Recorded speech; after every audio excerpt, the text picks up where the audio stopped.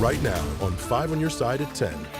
Thunderstorms nudging closer to us right now when the first round of rain moves in and the weather impact it could have on your Wednesday morning commute.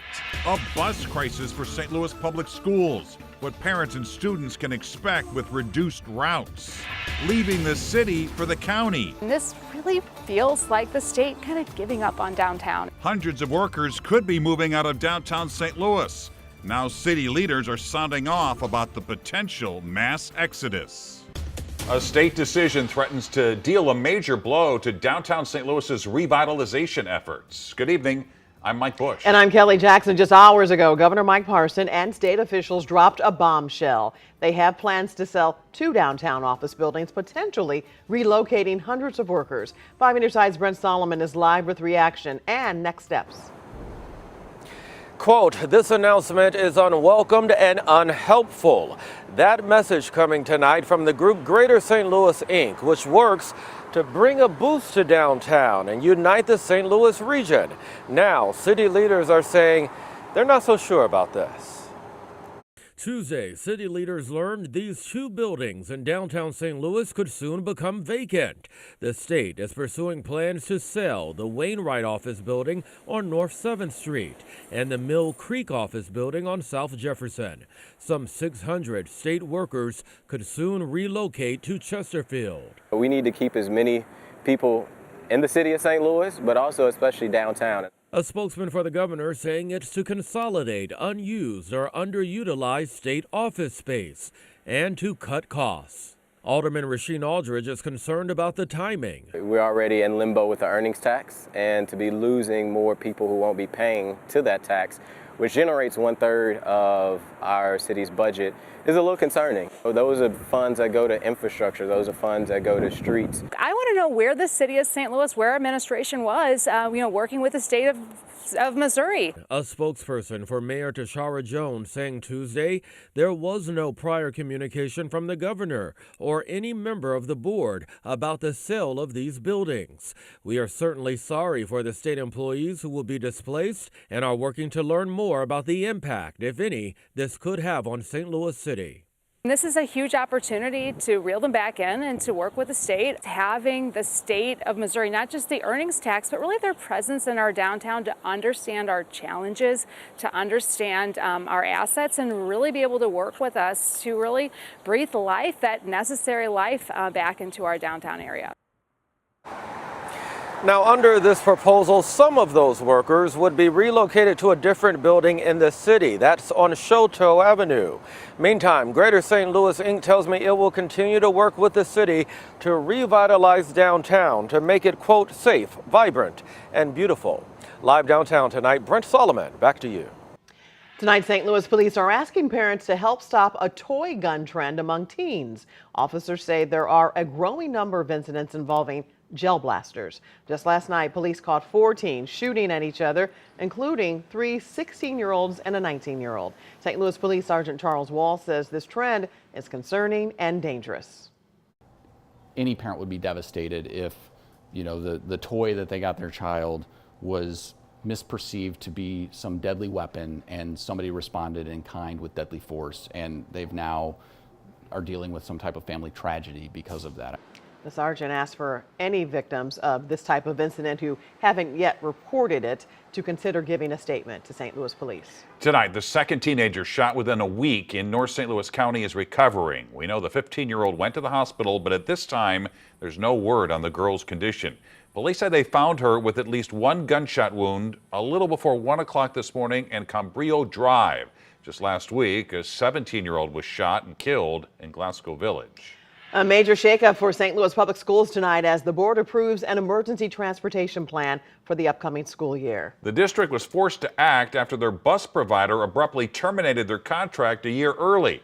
5 on your side's Laura Barczewski reports on a crucial meeting with new information on how this will affect students and parents. Laura. Mike and Kelly, 1 board member abstained from voting tonight, but the rest approved an emergency transportation plan. Consultant says the district has to remove 70 bus routes by this fall. The new plan details these changes. Start and end times will be staggered, starting around 7, 8, and 9 a.m., ending around 2, 3, and 4 p.m. High school students will be asked to ride the Metro. The consultants say about 1,000 students are Metro eligible. Parents who can or already drive kids to school will be asked to opt out. They will consolidate stops in areas where it's safe to do so. Some areas won't change for those safety reasons. The district will use vans where they have less students who need a ride to school. We believe that this will result in overall improvements in on-time performance. This should shorten trips across the system, meaning that our students are on vehicles for a shorter amount of time.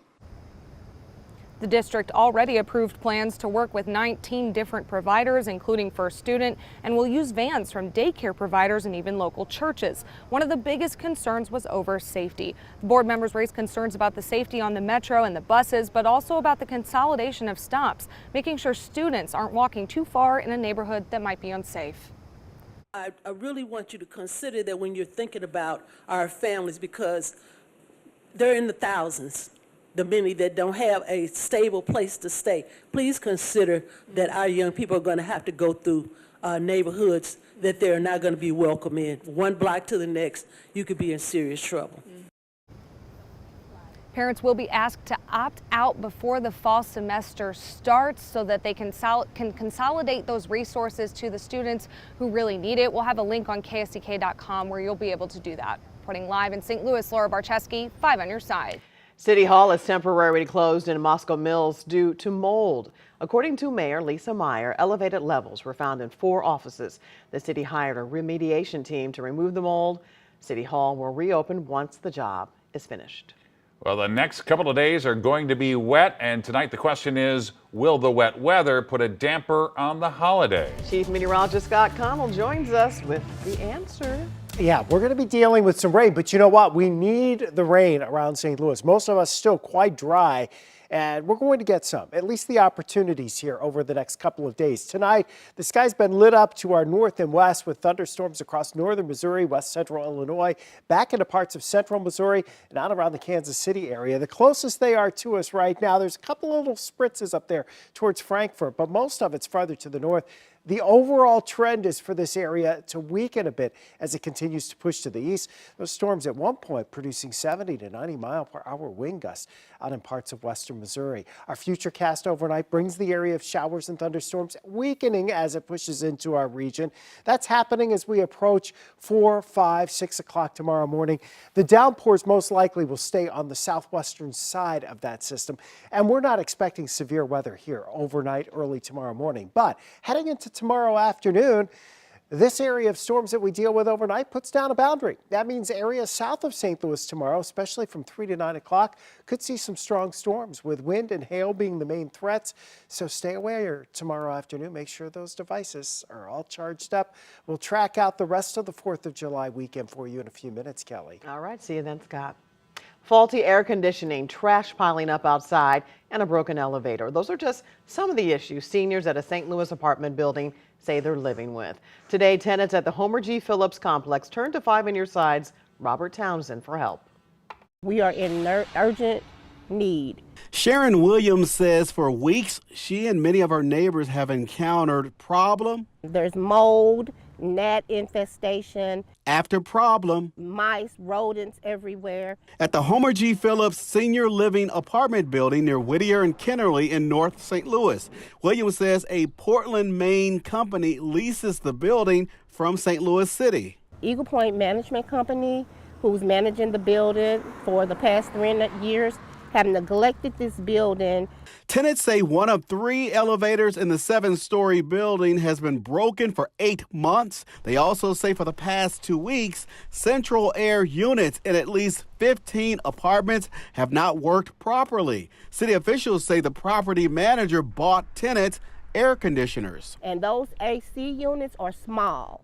The apartments are big, and so they only cool one room. There are 220 apartments in this city-owned apartment building. Tenants range from 55 to 99 years old. When you come out here at night, you never know who you're going to run into because the gates are always open. Connor Kerrigan, a St. Louis City spokesman, says last month the building's property manager brought in a pest control crew to handle a bed bug infestation as well as mice issues. Kerrigan says days later, the elevator and HVAC system at the building were being repaired. Kerrigan adds, to the best of my knowledge, there are no new reports on issues to the building. Tenants know rising summertime temperatures will soon return, and fears are rising. Somebody's going to die because there's no response when you have to call on a weekend. Now, the city spokesman also telling us the property manager is responsible for security at that apartment building. Connor Kerrigan tells me the seniors should report ongoing issues to the city's Citizens Service Bureau. A sinkhole that swallowed part of the field at Gordon Moore Park in Alton is now having a bigger impact on the city. Not only are community activities canceled, Mayor David Goins says now local businesses are feeling the pinch too. He says these activities bring visitors to our city, benefiting our restaurants, hotels, and other local businesses. The reduction in outdoor sports tourism revenue is a substantial blow to our economy, particularly affecting the Alton Park and Recreation Department. The mayor says the safety and well-being of the community remains his top priority, and he will work to ensure the park is thoroughly inspected and remediated. Republican replacements. The Missouri Republican Party picking new delegates to send to the convention. Why the RNC tossed the initial list. Summertime is the perfect time for barbecues, but beware, they could make you sick. Bacteria love hot and humid summer weather, making it the perfect time of year for harmful bacteria to quickly multiply on food. Consumer Reports has ways to keep food poisoning off the menu. Stormy weather at times over the next couple of days. It's going to impact our 4th of July plans. Gusty winds, heavy rain, possible hail. We're breaking down the weather impacts next.